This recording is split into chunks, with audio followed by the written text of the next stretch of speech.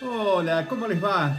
Estamos terminando el mes de la Biblia y vamos a dedicar este espacio de reflexión de hoy a ver de qué manera, de qué modo enlazamos una reflexión sobre la Biblia con la parábola que les proponemos que encontramos en el capítulo 21 del Evangelio de San Mateo. Allí entonces vamos a darnos cuenta que Jesús, hablando a los fariseos, a los sacerdotes de ese momento, les refería el ejemplo de un padre que dice a sus dos hijos que vayan a trabajar a su viña. Entonces el primero dice, no voy, pero después va. En cambio el segundo dice, sí señor, voy, pero después no va. Entonces se suscita allí el diálogo de Jesús con los sacerdotes del momento, con la jefatura del pueblo de Israel, y les recrimina no haber creído en el mensaje de Juan, en el bautismo de Juan, diciéndoles, en comparación con estos dos hijos, que muchos pecadores, publicanos, prostitutas, se habían arrepentido y se habían encaminado de acuerdo a las enseñanzas de Dios. Mientras tanto, los que decían, sí señor, los que de vista aparentemente decían, cumplimos con lo que Dios nos dice, después no lo hacían. Todo esto viene desde el comienzo del capítulo 21 de San Mateo, en donde nos vamos a encontrar con el porqué de esta discusión y el porqué de esta parábola, que es la autoridad, el sentido de autoridad. Pero vamos a ver brevemente la diferencia entre autoridad y poder, porque hay algunos que pueden ejercer el poder, o porque se los han delegado, porque alguna persona les ha dicho, o porque son los hijos de, como hacían los reyes en la antigüedad, y entonces tenían un poder que, bueno, habían reyes a los 6 años, a los 7 años, 8 años, tenían poder, lo mismo que los fariseos, los escribas, los sacerdotes, los jefes del pueblo de Israel. El famoso Sanedrín. Tenían poder, pero tenían autoridad, porque autoridad, que es la palabra que depende o que proviene de adhiere, que quiere decir agregar, sumar, progresar, acrecentar, implica que la autoridad está dada por el hecho en sí de lo que genera, por los frutos que genera. Vale decir, si una persona tiene autoridad, preeminencia sobre otro grupo, es porque ese grupo se la ha conferido, porque los hace crecer, los hace progresar. Y entonces la autoridad es conferida por el propio pueblo, mientras que el poder es dado, entregado por decisión de una persona sobre otra. ¿Y por qué me centro en esto? Porque la discusión central venía por la autoridad. En la parábola que nos ocupa hoy, proviene desde el inicio del capítulo 21, en donde Jesús llega a Jerusalén y llega con esa entrada triunfal, gloriosa, donde la gente lo alaba, pone sus mantos, cortan ramas de los árboles para saludar la entrada del Mesías. Y Jesús entra en el templo y va a expulsar a los vendedores, a los mercaderes, a los cambistas. Los va a echar, les va a decir, han convertido la casa de mi padre, que es casa de oración, en una cueva de ladrones. Y los chicos, sobre todo los niños, seguían alentando al Hijo de David, al Mesías, diciendo Hosana al Hijo de David. Y los sumos sacerdotes se enojaban mucho. Y no solo eso, sino que Jesús curaba. Empezó a hacer curaciones en el templo. ¿Para qué? Ese día se fue y al otro día volvió al templo a enseñar. Porque la palabra de Dios fue acompañada de signos siempre, de estas sanaciones, de estos ejemplos, de hacer lo que la palabra prometía. Entonces, allí se vuelven locos los fariseos y es cuando le preguntan a Jesús, le dicen indignados, se indignaban porque hacía el bien, porque curaba, porque enseñaba. Y le dicen, ¿con qué autoridad haces esto?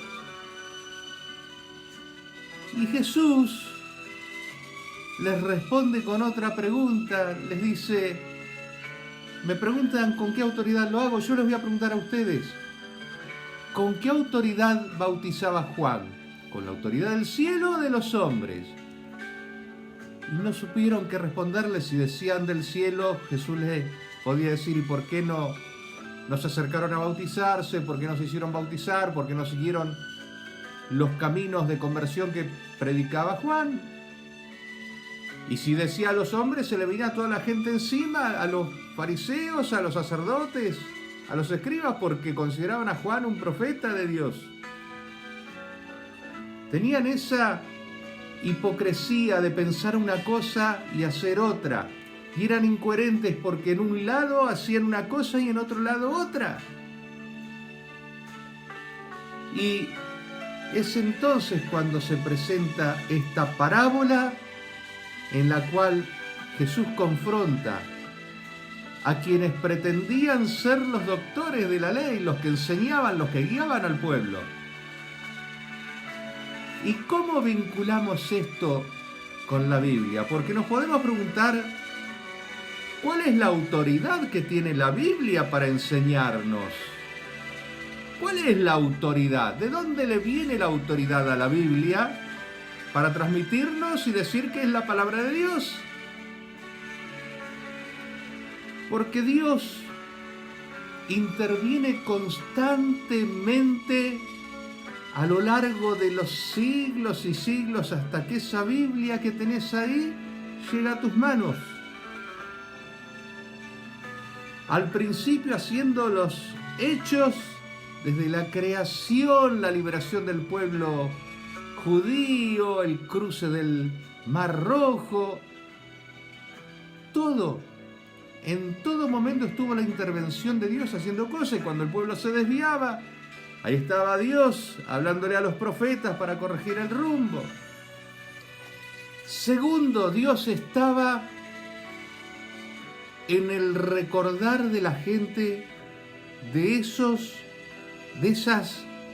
escenas, de esos capítulos en los cuales habían visto obrar la mano de Dios. Entonces, Dios estaba haciendo que de generación en generación, de padres a hijos, de abuelos a nietos, se transmitiera ese mensaje para que no se olvidara. Ahí estaba Dios. Y Dios estaba también cuando en algún momento se comenzó a escribir esa historia tan antigua, aquellos primeros libros, esos primeros 5 libros de la Biblia que compartimos con el pueblo judío, la Torá de ellos, la ley de ellos, que se escribió en 4 instancias distintas.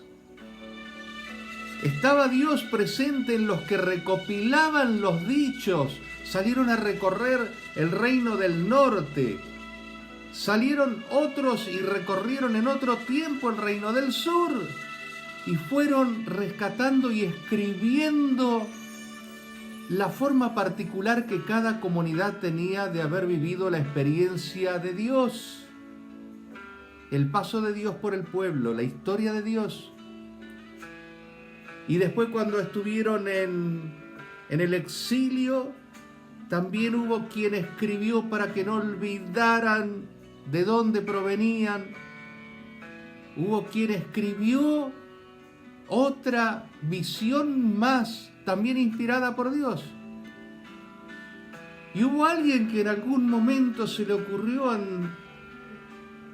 esconder en un viejo ropero, podríamos decir, del antiguo templo de Israel, una escritura, un resumen, unos rollos con los escritos antiguos.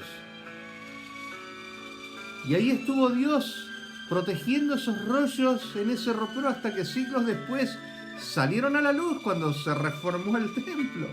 Se encontraron de pronto con eso y se sorprendieron porque no hacían nada de lo que ahí estaba dicho o escrito.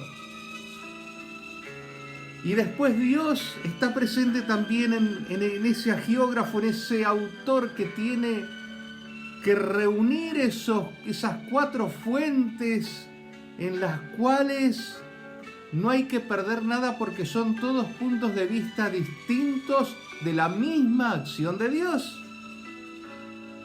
Esta yuxtaposición que se acostumbraba en aquellos tiempos a hacer, no es que se hacía concordar y lo demás se sacaba, no, se ponía todo. Por eso nos encontramos a veces con 2 relatos de la creación del hombre, 2 modos distintos de verlo, o con 4 formas distintas de ver el cruce del Mar Rojo, porque se unía para que nada se pierda, porque eran puntos de vista distintos. Y cuando llega el tiempo de Jesús, también sucede algo parecido con el Nuevo Testamento, porque los evangelios que se escriben para distintas comunidades, Mateo, por ejemplo, que es de quien estamos hoy ocupándonos, escribe para una comunidad predominantemente compuesta por judíos. Entonces, la mirada está en resaltar el cumplimiento de aquellas profecías que señalaban a Jesús como el Mesías, como el Hijo de Dios. Entonces nos encontramos con muchas referencias al Antiguo Testamento porque tenía que lograr que el pueblo judío descubriera que Jesús era el Mesías. Otros evangelistas, no nos vamos a detener ahora, pero tenían escritos para otras comunidades y tenían otro perfil, y por eso Dios está presente, ha estado presente en la iglesia para que perduren y se unan y se mantengan esas 4 visiones del mismo evangelio de Jesús, las 4 miradas, más el resto de los libros que componen el Nuevo Testamento, hasta completar con el Apocalipsis de Juan. Entonces, cuando nos preguntan de quién es la autoridad de la Biblia, del mismo Dios. Por eso decimos que la Biblia es palabra de Dios, porque en todas esas instancias, y aún hoy, cuando vos lees la Biblia, cuando haces tu interpretación de la palabra de Dios para tu vida, ahí está Dios también. Entonces, a lo largo de toda la historia de la Biblia, desde que tuvieron lugar los primeros acontecimientos, desde que se transmitieron por tradición oral, se escribieron, se recopilaron, se aunaron, se gestaron para distintas comunidades y finalmente llega hasta nuestros días. A lo largo de todo ese tiempo el hilo conductor es Dios. Los hombres fueron pasando unos y otros, pero Dios fue el que estuvo presente. Por eso la autoridad es palabra de Dios, la autoridad es de Dios. Por eso lo importante de que tomemos así la Biblia como palabra de Dios, la leamos siguiendo ese razonamiento de que desde los comienzos hasta ahora llegó a mis manos siendo lo que Dios quiso que fuera, su palabra, con las limitaciones que tuvo el ser humano al irlas escribiendo, propias de la época de cada momento, pero con la intención de enseñarnos para qué. Les dije que autoridad implicaba crecimiento, progreso. ¿Cuál es el crecimiento y el progreso que nos propone la Biblia? La vida espiritual, el crecimiento y el progreso en nuestra vida espiritual. Es cierto que hay algunas cosas que son históricas en la Biblia, es cierto que hay algunas cosas que contienen datos que coinciden con la ciencia, pero no nos centremos en buscar historia y ciencia en la Biblia. Busquemos lo que nos hace progresar, lo que nos hace crecer, que es nuestra vida espiritual, nuestra fe. Lo que tenemos que buscar en la Biblia es eso. Por eso, cuando llegamos a esta parábola, tenemos que encontrar qué nos hace crecer. Justamente el ejemplo que pone Jesús de los dos hijos, en donde todos nosotros en algún momento le hemos dicho que no a Dios. A lo mejor ahora mismo estamos pasando por momentos en donde decimos: Señor, ¿dónde estás? Sin embargo, como ese primer hijo, hay un momento que es gracias a meditar la palabra de Dios, a recapacitar en lo que ese padre le había dicho y hacer la voluntad de ese padre. Es momento entonces que tomemos la Biblia como una bendición para nosotros, que la meditemos y que como resultado, como fruto que obtengamos, nos haga recapacitar en nuestra forma de vida, nuestro modo de vivir, nuestra relación con los demás, con el mundo, con el medio ambiente, con todo. Aprender de la Biblia para poder crecer en la fe. Todo esto de la mano de Dios, que nos ha dejado su Espíritu Santo para guiarnos, para ayudarnos. Y así que entonces le vamos a pedir que en esta semana la bendición especial esté en ayudarnos a leer esta Biblia, que estamos completando el mes de la Biblia, ayudarnos a leerla de forma tal de comprender que es palabra de Dios, que el autor es Dios, independientemente de la escritura humana, y tratar de entender qué es lo que Dios quiere enseñarme en ese momento. Nos quedamos escuchando una canción sobre la palabra de Dios, y que Dios nos regale una excelente y bendecida semana.